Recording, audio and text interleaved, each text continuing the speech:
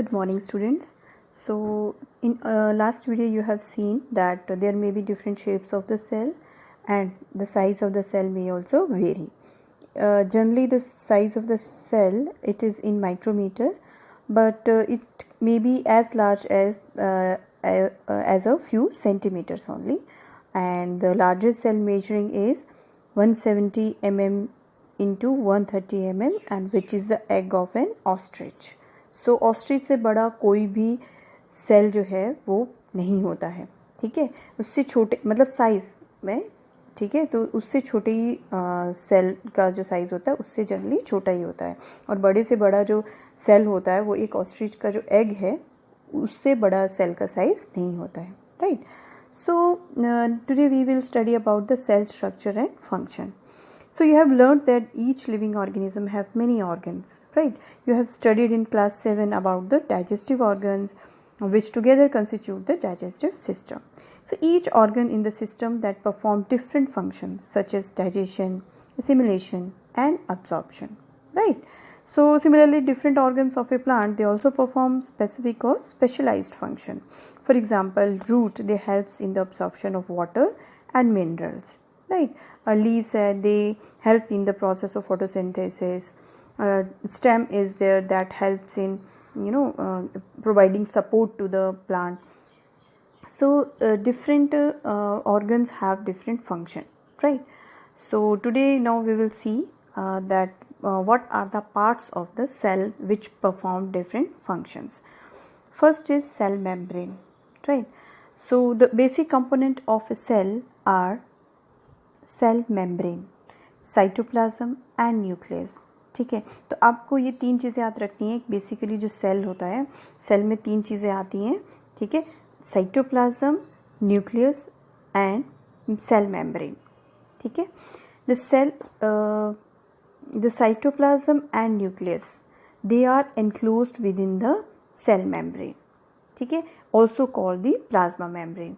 The membrane separates cell from one another and also the cell from the surrounding medium. The plasma membrane is porous and allows the movement of substance or material both inward and outward. ठीक है. तो आपको एक चीज़ याद रखनी है कि first part जो हम सेल की अगर हम पार्ट्स की बात करें तो फर्स्ट पार्ट इज सेल. इसके पार्ट्स में बेसिकली तीन आते हैं, that is cell membrane, cytoplasm and nucleus, ठीक है. सेल मेम्ब्रेन जैसे आप समझ लीजिए कि जैसे एक झिल्ली जैसी होती है, पतली झिल्ली जैसी होती है, तो सेल को के जो ये साइटोप्लाज्म और न्यूक्लियस होता है वो इस सेल मेम्ब्रेन के अंदर होता है. Cytoplasm and nucleus, they are enclosed within the cell membrane, ठीक है. और इस सेल मेम्ब्रेन को हम प्लाज्मा मेम्ब्रेन भी कहते हैं, ठीक है. तो अब ये जो मेम्ब्रेन होती है ये एक सेल को दूसरे सेल से सेपरेट करती है, ठीक है. This separates one cell from the other, और दूसरा ये उसको सराउंडिंग मीडियम से भी सेपरेट करती है. सराउंडिंग मीडियम जैसे विद इन द बॉडी वो बात कर रहा है, ऐसा नहीं कि बाहर के एनवायरनमेंट के. विद इन द बॉडी मतलब एक सेल को दूसरे सेल से और उस सेल को उसके बाहर जो ऑर्गन्स हैं उससे भी ये सेपरेट करती है, ठीक है. पोरस होती है. पोरस मतलब कि इसमें से कुछ भी चीज़ें अंदर आ भी सकती हैं और अंदर से कुछ चीज़ें बाहर जा भी सकती हैं, ठीक है. तो इसका मतलब होता है पोरस. तो ये इसकी प्रॉपर्टी है. प्रोटेक्शन फॉर अ सेल, ठीक है. You have learned earlier that the cell membrane that gives shape to the cell. अब आपको एक क्वेश्चन आ सकता है that who gives the shape to the cell. जो सेल मेम्ब्रेन होती है that gives shape to the cell, and in addition to the cell membrane there is an outer thick layer in cell of plants only, ठीक है, which is called cell wall, ठीक है. Cell membrane की हमने बात करी. Cell membrane के बाहर भी एक बोल सकते हो आपकी आउटर थिक लेयर होती है जिसको हम बोलते हैं सेल वॉल, ठीक है. जैसे आपके घर है, घर के चारों ओर एक बाउंड्री अगर आपकी है तो वो आपके घर की वॉल है जो आपको प्रोटेक्ट करती है बाहर की चीज़ों से.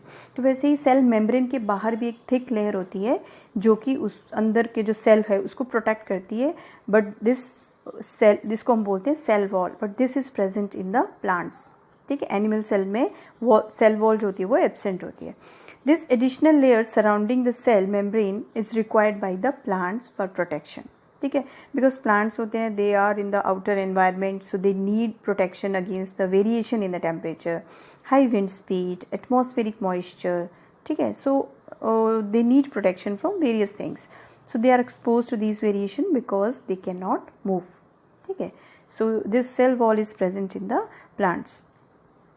तो ये हमने बात करी.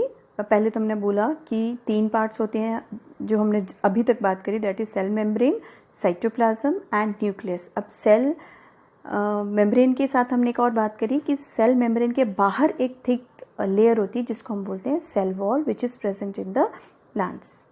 ठीक है, सो आप यहाँ पे देख सकते हो, this diagram is also given in your textbook also, you can go through that diagram. So see here this, अगर आप इस स्ट्रक्चर को देखें, ठीक है, तो ये एक सेल है, ये दूसरा सेल है, ये तीसरा, दे आर जॉइंड टुगेदर. और हमको पता है कि सेल्स आपस में मिलकर क्या बनाते हैं, टिश्यू. ठीक है, सेल्स जब आपस में ज्वाइन होते हैं तो वो टिश्यू बनाते हैं, लेकिन टिश्यू किससे मिलकर बना होता है, सेल्स के साथ. तो ये एक सेल है. अब इस सेल में पार्ट जो है वो न्यूक्लियस है, ये वाला पार्ट जो है वो साइटोप्लाज्म है, और ये जो ब्लैक कलर की बाउंड्री है ये सेल मेम्ब्रेन है, जिसको हम प्लाज्मा मेम्ब्रेन भी बोलते हैं. ठीक है, एक बार फिर देख लो, अलग अलग इसमें बताया हुआ है. ये ऐसा नहीं है कि ये पूरा एक सेल है उसमें ये अलग है ये अलग है. ये जैसे एक सेल है, ये इसके साथ ज्वाइन है, ये इसके साथ ज्वाइन है, ये इसके साथ ज्वाइन है, लेकिन पार्ट्स जो होंगे वो सेल के वो सेम होंगे. अगर न्यूक्लियस इसमें है तो इसमें भी होगा, इसमें भी होगा, इसमें भी होगा, इसमें भी होगा. ठीक है, अगर यहाँ पे साइटोप्लाज्म इसमें है, साइटोप्लाज्म एक जेली लाइक स्ट्रक्चर है जो यहाँ पे प्रेजेंट होगा, इसमें है, इसमें भी होगा. This light blue colour, this is cytoplasm. And if we talk about the plasma membrane, ठीक है, तो प्लाज्मा मेम्ब्रेन जो होगी वो सेल मेम्ब्रेन या प्लाज्मा मेम्ब्रेन, ये आउटर बाउंड्री जो है, ठीक है, इसको हम बोलते हैं सेल मेम्ब्रेन. अब हमने बोला कि ये जो है ये आपके पास न्यूक्लियस है. अब न्यूक्लियस की जो आउटर बाउंड्री होती है उसको हम बोलते हैं न्यूक्लियर मेम्ब्रेन. ठीक है, क्योंकि this nucleus is separate from this jelly like structure which is called as cytoplasm. तो ये एक बाउंड्री से सेपरेट होता है, तो इस बाउंड्री को हम बोलते हैं न्यूक्लियर मेम्ब्रेन. ठीक है, so there are many parts of cell doing many functions. Let's see some of them in both of the cells. तो यहाँ पे अब हम बात करेंगे parts of the cell. 3 main part की तो हमने बात करी है. अब उस पार्ट के अंदर भी कुछ पार्ट्स होते हैं, ठीक है, तो वो हम डिटेल में देखेंगे. Parts of a cell. The main parts of a cell are cell membrane, which is also called plasma membrane, cytoplasm and nucleus. Cell membrane gives shape to the cell, protects the inner part of the cell and allows the movement of material in and out of the cell. In plant cells, the cell membrane is covered by another thick covering called cell wall. That I told you that the cell wall is present in plants only. Second is cytoplasm. What is cytoplasm? Cytoplasm is a jelly-like substance between the cell membrane and nucleus. ठीक है, that I told you in the last slide, this cytoplasm is here. So this is between cell membrane and nucleus. So it contains other components. अब ये जो cytoplasm है उसके अंदर और भी कंपोनेंट्स होते हैं. वो क्या क्या होते हैं, कौन कंटेन करता है, साइटोप्लाज्म. देखिए कहाँ, ये जो साइटोप्लाज्म का ये वाला जो एरिया है जो स्काई ब्लू कलर का है बीच में, ठीक है, ये जो एरिया है, इस एरिया में और भी चीज़ें होती हैं. ठीक है, वो क्या क्या होती हैं, let's see. The cytoplasm contains other components, जिसको हम, इन कंपोनेंट्स को हम बोलते हैं ऑर्गेनल्स. ऑर्गेनल्स भी इनको बोलते हैं. अगर आपको पूछे व्हाट इज़ ऑर्गेनल्स, ऑर्गेनल्स जो हैं वो कंपोनेंट्स हैं which are present in the cytoplasm. ठीक है, अब वो कौन कौन से होते हैं, mitochondria, golgi bodies, golgi apparatus भी बोलते हैं उनको, राइबोसोम्स एंड वॉक्यूल्स. ठीक है, and where these are present, they are present in the cytoplasm. ठीक है, next is the nucleus is a spherical body generally found in the centre of the cell. तो nucleus जो होता है वो cell के सेंटर में होता है. ठीक है, और इसकी शेप जो है जनरली स्फेरिकल होती है. ठीक है, और ये जिस इसके आउटसाइड में जो मेम्ब्रेन होती है उसको हम बोलते हैं न्यूक्लियर मेम्ब्रेन, ठीक है, nuclear membrane. It has a smaller spherical body called nucleus and thread like structure called chromosome. तो मतलब क्या है कि न्यूक्लियस के अंदर भी कुछ कंपोनेंट्स होते हैं. कौन कौन से? न्यूक्लियस एंड क्रोमोसोम्स, ठीक है. The chromosomes carry genes which transfer characteristics from parents to the offspring, ठीक है. अब आप एक चीज़ आपको ध्यान में रखनी है, ये सारे जो नेम्स हैं you have to remember them, ठीक है. Which is present in which part, ठीक है. In cytoplasm I told you there are certain components which are mitochondria, Golgi apparatus, ribosomes and vacuoles. and main जो 3 parts थे उसमें जो third part था nucleus, nucleus के अंदर भी कंपोनेंट्स होते हैं और वो कौन से होते हैं? मेनली न्यूक्लियस एंड क्रोमोसोम्स, वो न्यूक्लियस के अंदर प्रेजेंट होते हैं. अभी क्रोमोसोम्स का क्या काम है? क्रोमोसोम्स जो होते हैं वो जीन्स को कैरी करते हैं. जैसे आप हो, आप अपने फादर के साथ आपकी लुक्स मैच करती हैं, आपकी हैबिट्स मैच करती हैं. समटाइम हाइट जो होती है वो पेरेंट्स की ज़्यादा होती है तो बच्चों की भी हाइट उसी के अकॉर्डिंग होती है. तो ये जो जीन्स होते हैं जो हमें अपने पेरेंट्स से मिलते हैं, that genes are carried by these chromosomes and these chromosomes are present in the nucleus, right. अब वोक्यूल्स क्या हमने बात करी थी? वोक्यूल कहाँ पे होते हैं? साइटोप्लाज्म में. वोक्यूल्स होते क्या हैं? They are blank looking structure in the cytoplasm. Vacuoles are large in size in plant cells and small in size in animal cells. तो जब हम एनिमल सेल्स की बात करेंगे इसमें ह्यूमन बींग्स पे आ जाएंगे, ठीक है. तो वोक्यूल्स क्या होते हैं? जनरली ये साइटोप्लाज्म में प्रेजेंट होते हैं और प्लांट सेल्स में इसका साइज़ ज़्यादा होता है और एनिमल सेल्स में जो है इसका साइज़ जो होता है वो स्मॉल होता है, ठीक है. नेक्स्ट है plant cells have several small coloured bodies in the cytoplasm, ठीक है. अब हम प्लांट सेल की अगर हम बात करें तो प्लांट हमने क्या बोला कि cytoplasm, cell membrane and nucleus, ये तो तीनों में प्रेजेंट होंगे ही. अब प्लांट सेल का जो साइटोप्लाज्म होता है उसमें एक और चीज़ प्रेजेंट होती है, कलर्ड बॉडीज़ प्रेजेंट होती है, ठीक है, जिसको हम क्या बोलते हैं? प्लास्टिड्स, ठीक है.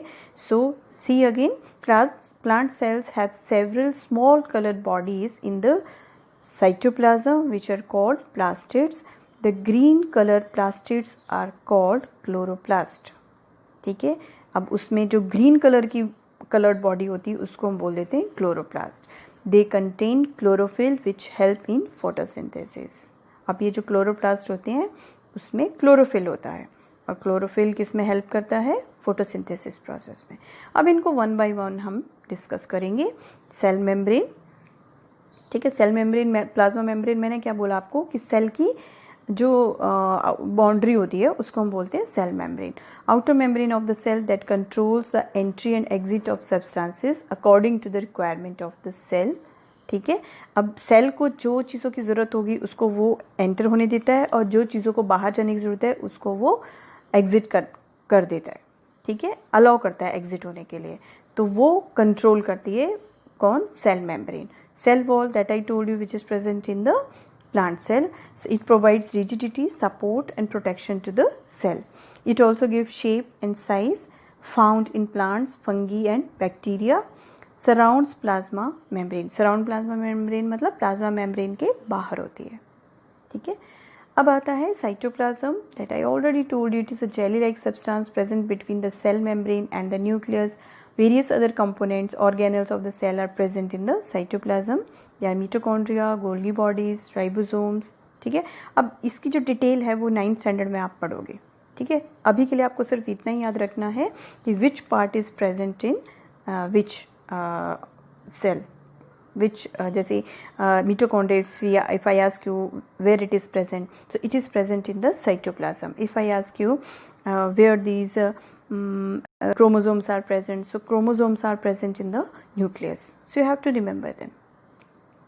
तो साइटोप्लाज्म का है, I have told you already. तो जस्ट इसको पिक्चर्स मैंने आपको दिए तो क्या पिक्चर से आपको ज़्यादा क्लैरिटी हो. अगर ये सेल है आपके पास, ठीक है, तो ये सेल का मेम्ब्रेन है ये न्यूक्लियस है, ठीक है, न्यूक्लियर मेम्ब्रेन है, और ये जो ऑरेंज कलर में दिख रहा है ये ना साइटोप्लाज्म है, और साइटोप्लाज्म में मैंने क्या बोला, राइबोसोम्स होते हैं, ठीक है, और भी चीज़ें बताई, वॉक्यूल्स होते हैं, ठीक है, these are present in this orange colour area, ठीक है.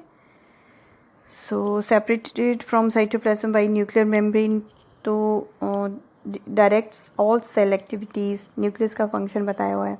It contains genetic material like DNA, ठीक है, तो that is contain by the nucleus. Nucleus का आपको बता दिया मैंने. It is an important component of the living cell. It is generally spherical and located in the center of the cell. It can be stained and seen easily with the help of a microscope. Nucleus is separated from the cytoplasm by a membrane which is called nuclear membrane. This membrane is also porous and allow the movement of material between the cytoplasm and the inside of the nucleus. Okay. So then comes the nuclear membrane, means the membrane which separate the nucleus from the cytoplasm. It surround nucleus